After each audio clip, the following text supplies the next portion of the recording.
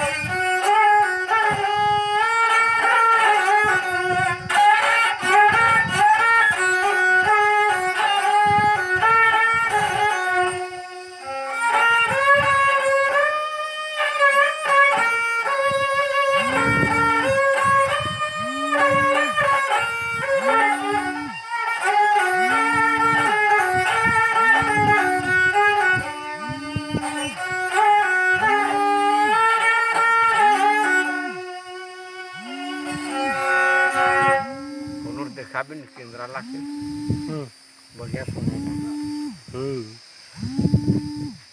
हिंदी जरूरी बेचे।